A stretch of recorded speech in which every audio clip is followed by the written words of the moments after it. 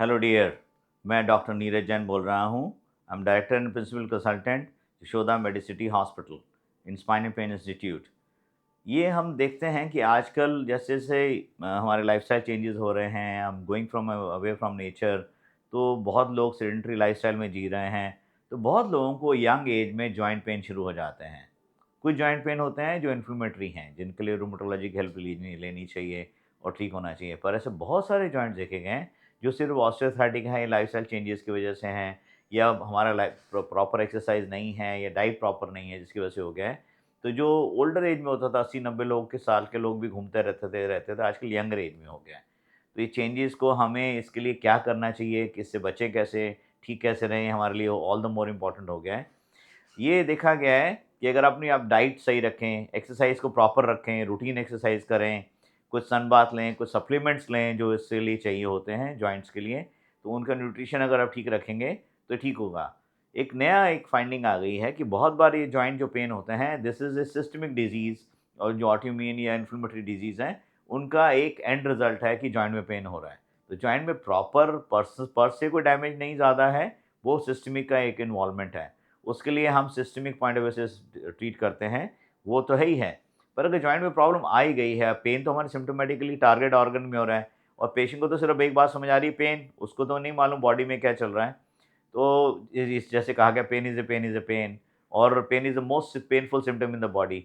तो हमारी कोशिश होती है कि हम उस पेन को निकालें, बिकॉज़ पेशेंट चल फिर ही नहीं पा रहा। ये बहुत बार देखा है, ओल्ड एज लेडी आती हैं और उनका वेट भी ज़्यादा हो गया और बेड पे आ गई हैं, बेड रिडन हो गई हैं, या चल फिर नहीं पा रही हैं, पेन हो रहा है। तो आप उनको कहते हैं जी 20 किलो वेट कम करो, कैसे कम करेंगे? जो पेशेंट हिल भी नहीं पा रहा, वो वेट कैसे कम करेगा? तो विशियस साइकिल हो जाएगी, बैठे-बैठे वेट गेन होगा, पेन बढ़ेगा। तो हमारी पहली कोशिश रहती है कि पेन को निकालें, पेशेंट को एक्टिव करें, नॉर्मल लाइफ़स्टाइल में ले जाएँ, और फिर एक्सरसाइज़ पैटर्न रेज़ करें, और प्लस साथ में जो भी हमें डाइट के इश्यूज़ हैं, बाकी चीज़ें सॉर्ट आउट करनी है वो करें, कोई सिस्टमिक डिज़ीज़ है उनको ठीक करें, मैक्सिमाइज़ रखें, न्यूट्रिशन को बेटर करें और जॉइंट न्यूट्रिशन को अच्छा करें।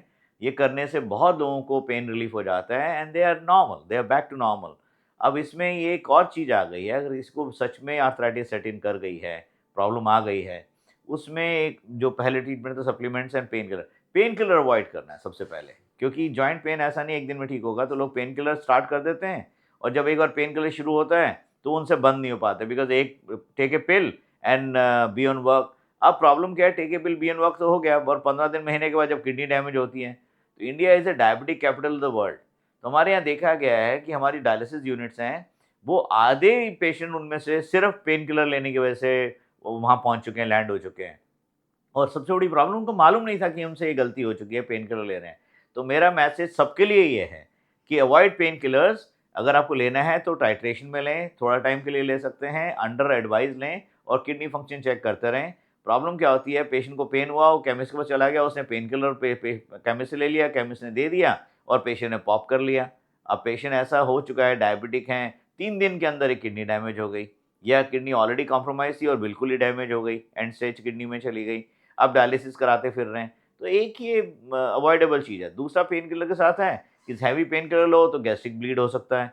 और तीसरा है कि अगर आप और स्ट्रॉन्ग पेन किलर लेते हैं, वो ब्रेन को अफ़ेक्ट करते हैं, सेडेशन होता है उनमें। तो हमारी कोशिश होती है कि जॉइंट को नॉर्मल करें, पेन किलर डिपेंडेंट नहीं होना है, नॉर्मल लाइफ़ में आना है, एक्टिविटी में रहना है, और लाइफ़ को एन्जॉय भी करना है। पेन में क्यों रहना है? Pain kills every way. आपके पर्सन के इमोशंस, फिज़िकल एक्टिविटी सब जाती हैं, साथ में सोशल एस्पेक्ट भी रहता है। ये सबको किल करता है, और अगर कोई ब्रेड अर्नर है फैमिली का, तो फाइनेंशियल लॉस भी हो जाता है। तो हमें ये नहीं होने देना, लोग लोग लीव्स लेते हैं, छुट्टियाँ लेते हैं, ये नहीं होने देना। कोशिश रखना है कि अपना नॉर्मैलिटी में आएँ, ठीक रहें। अगर होता है, जैसे मैंने कहा, बियॉन्ड मेडिसिन, लाइफ़स्टाइल, फिज़ियो किया और उसके बाद भी पेन ठीक नहीं हो रहा, तो आजकल बहुत अच्छे इंजेक्शंस ट्रीटमेंट आ गए हैं जॉइंट के लिए, जिनको हम एन्जॉय कर सकते हैं, और को लेके और लाइफ़ को एन्जॉय कर सकते हैं। अब क्या करते हैं, इनमें हम इंजेक्शंस में एक तो जॉइंट के अंदर इन्फ्लेमेटरी इंजेक्शंस लगाते हैं, और एक लेटेस्ट आ गया है, प्लाज़्मा थेरेपीज़ आ गई हैं। प्लाज़्मा में भी पीआरपी कह सकते हैं, बीमैक थेरेपी है, रीजेनरेटिव थेरेपीज़ हैं, और एक्सोसोम्स हैं, बहुत सारी चीज़ें आ गई हैं, जो जॉइंट को रीन्यू कर लेती हैं, रिनोवेट कर लेती हैं, रिजुविनेट कर लेती हैं। तो हमारी कोशिश रहती है कि आप जॉइंट्स को वापस back to its natural stage ले जाएँ, जितना जल्दी हो सके उतना जल्दी किया जाए, ताकि एक्टिविटी बढ़ेगी तो फिर जॉइंट अपने को नॉर्मल रख रख पाता है। और एक और चीज़ इसमें जो हम करते हैं जिससे हेल्प होती है, अगर बहुत ज़्यादा पेनफुल है, तो आजकल हमारे पास आरएफ थेरेपी आ गया, रेडियो फ्रिक्वेंसी से हम नर्व को ब्लॉक कर सकते हैं और केमिकल से भी ब्लॉक कर सकते हैं, तो एटलीस्ट पेन के सिग्नल नहीं जा रहे। आपका फ़ोन फंक्शन ठीक है, सब फ़ोन ठीक है, आपने वायर काट दी, फ़ोन नहीं जाएगा। सेम सिचुएशन हैपेंस कि आपके पास जॉइंट में जो भी एक्टिविटी है आप कर रहे हैं, रिपेयर कर रहे हैं, पर पेन के लिए हमारे पास बहुत सिंपल स्ट्रेट ट्रीटमेंट है, block the nerve, pain is gone. और ये नर्व ब्लॉक करने से कोई नुकसान नहीं है।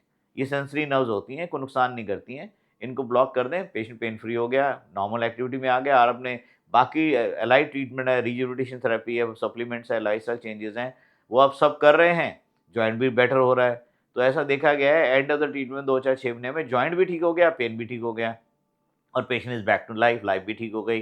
तो एक हमारी ये है कि यंग लोगों में होना शुरू हो गया है, स्पेशली 30, 40, 50s में हो गया है। और replacement is not always the right answer.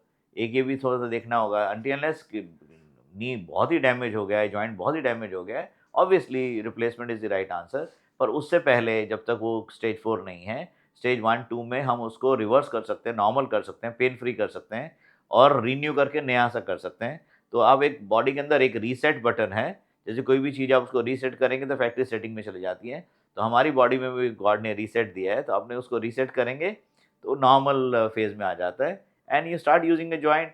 अपनी चीज़ अपनी होती है, बॉडी की जितनी भी चीज़ें, जितने ऑर्गन्स हैं, जितना मैक्सिमाइज़ कर सकें करें। God has given U a gift, enjoy that gift, have a good life, खुश रहें, हेल्दी रहें, अच्छे रहें, खुद खुद अच्छे रहें और सबको भी अच्छा रखें। God bless you. Thank you.